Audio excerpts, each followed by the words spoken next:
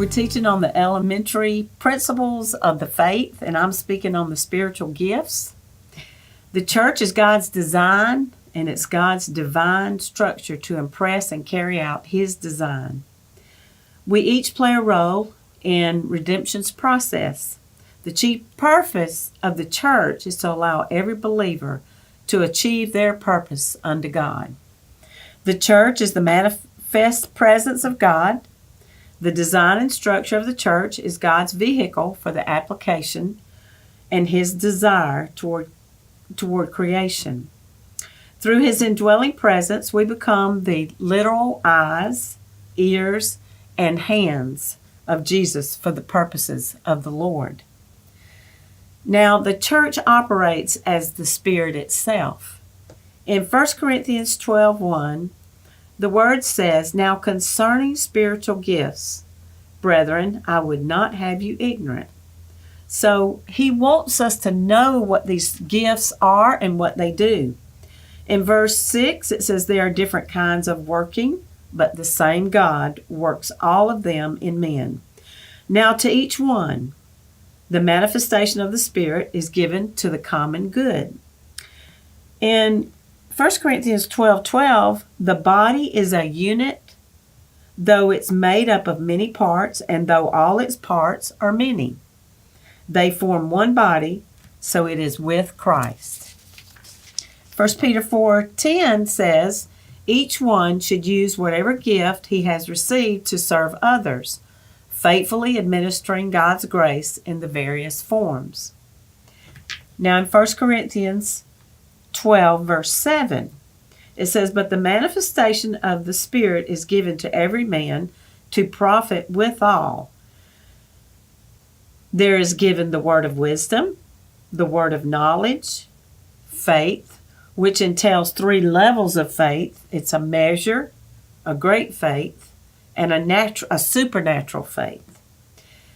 The 4th is healing, miracles, prophecy, discerning of spirits, speaking in tongues, and the interpretation of tongues.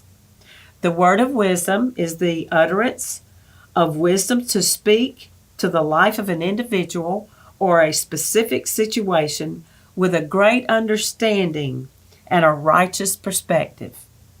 The word of knowledge, utterance of a certain knowledge. Faith, when the Spirit provides an extraordinary confidence in God's promises, power, and presence. Healing, this requires a special measure of faith, which falls under the 3 levels. A measure, which is a great faith, it falls under the supernatural, and the gift is subject to the sovereign God, as all are. Now, miracles. These gifts are diverse and not permanent working.